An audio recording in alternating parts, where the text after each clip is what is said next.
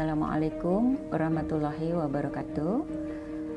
Saya Dr. Jeffni Anggrini, seorang dokter umum berpraktek di Depok. Akhir-akhir ini kalangan kesehatan memang banyak dibebankan oleh pasien-pasien dengan penyakit degeneratif. Di antaranya penyakit degeneratif itu adalah penyakit jantung koroner, penyakit stroke, penyakit diabetes mellitus, gangguan persendian seperti osteoartritis, dan lain-lain sebagainya. Adapun penyakit degeneratif itu disebabkan karena ketidakmampuan fungsi dari organ-organ tubuh yang disebabkan karena sel-sel yang rusak melebihi jumlahnya daripada kemampuan tubuh untuk melakukan regenerasi, sehingga akan membuat fungsi-fungsi tubuh menjadi tidak optimum. Apakah yang menyebabkan penyakit degeneratif? Secara luas memang banyak faktor-faktor yang akan mempengaruhi, tetapi dapat kita perkecil lagi bahwa penyebab terbesar penyakit degeneratif itu adalah karena kurangnya nutrisi yang memadai bagi sel untuk melakukan perbaikan kepada sel itu sendiri.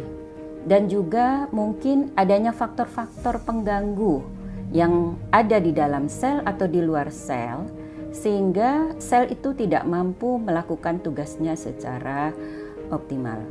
Dengan demikian, maka seharusnya kalangan kesehatan tidak berhenti hanya memikirkan bahwa penyakit degeneratif yang diderita oleh pasiennya hanya dapat diselesaikan dengan obat-obatan saja.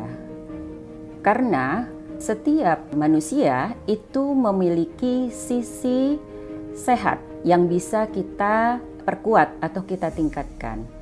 Dengan cara apa? Nah, disinilah mungkin terobosan yang akan diberikan oleh konsep Karnus, ya. Penyediaan nutrisi itu dimulai dari prosesnya di lambung. Dengan berfungsinya secara optimal lambung, maka pencernaan itu akan berjalan secara baik. Dan hasilnya makronutrien yang dibutuhkan itu akan tersedia secara sempurna dan akan bisa dihantarkan ke dalam darah dan dihantarkan kembali kepada semua sel. Apabila pencernaan itu tidak bisa berfungsi secara baik, maka hasil akhirnya tidak tersedianya nutrisi yang memang akan dibutuhkan oleh sel untuk memperbaiki dirinya. Jadi saat ini tentu seorang dokter ketika dia ingin menyehatkan pasiennya, dia jangan berhenti hanya memberikan obat saja, tetapi harus melihat jauh lebih dalam fungsi-fungsi organ yang mana terganggu dan bagaimana cara untuk membantu agar terjadi perbaikan kepada fungsi-fungsi itu, yang tentunya pendekatan kita adalah melalui perbaikan setiap sel yang ada di dalam organ tersebut. Dengan demikian, tentu apa yang menjadi kebutuhan sel itulah yang harus disiapkan oleh tubuh orang tersebut. Kemudian dengan demikian maka konsep Karnus memandang penting bahwa usaha perbaikan kepada fungsi-fungsi organ tubuh itu adalah dengan menyediakan nutrisi yang tepat, yang lengkap, yang sesuai memang dibutuhkan oleh sel.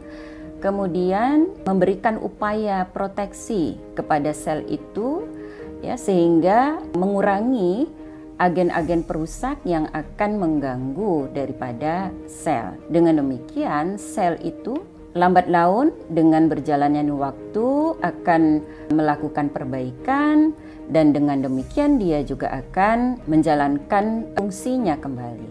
Lebih lanjut lagi, tentu jika sel itu menjadi sedikit demi sedikit pulih dan menjadi sehat, ada kemungkinan bantuan dari obat-obatan itu akan bisa dikurangi dan dilepaskan. Konsep Carnot ya memandang bahwa penyediaan nutrisi itu dimulai dari fungsi lambung untuk bekerja secara optimum di dalam mencernakan makanan.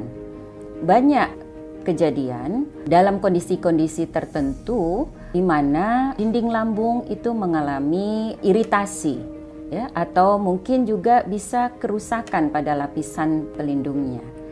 Sehingga kadang-kadang keterbatasan makanan yang bisa dicerna oleh lambung mengakibatkan hasilnya juga tidak optimum. Maka dengan demikian menjadikan lambung yang terlindungi, kemudian sehat, dia akan bisa menjalankan fungsi pencernaan itu secara optimum, sehingga semua makanan yang dikonsumsi oleh orang tersebut akan menghasilkan berbagai bahan-bahan dasar yang akan dibutuhkan oleh tubuh. Kemudian juga konsep Carnot memandang bahwa harus ada perlindungan terhadap sel. Maka ketika sel itu bisa dilindungi dari hal-hal yang mengganggu, yang banyak kita ketahui saat ini adalah dengan adanya radikal bebas ya di dalam tubuh ya, di dalam darah, di dalam sel itu sendiri, maka kerusakan sel itu akan bisa menjadi lebih cepat. Makanya kita harus bisa meminimalkan, bahkan menghilangkan radikal-radikal bebas yang akan mengganggu dari fungsi sel tersebut.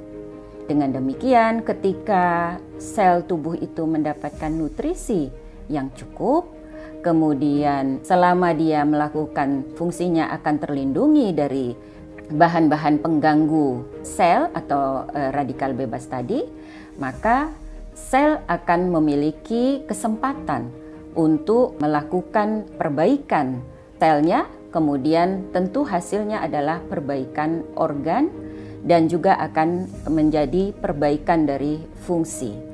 Dengan demikian, jika kita melihat kesesuaian konsep Carnot dengan fisiologi tubuh manusia, berikanlah kesempatan kepada Carnot untuk mengambil bagian dalam upaya memulihkan penyakit dan memelihara kesehatan setiap orang. Dan mudah-mudahan ini bisa menjadi kemaslahatan bagi manusia seluruhnya. Semoga bermanfaat. Wassalamualaikum warahmatullahi wabarakatuh.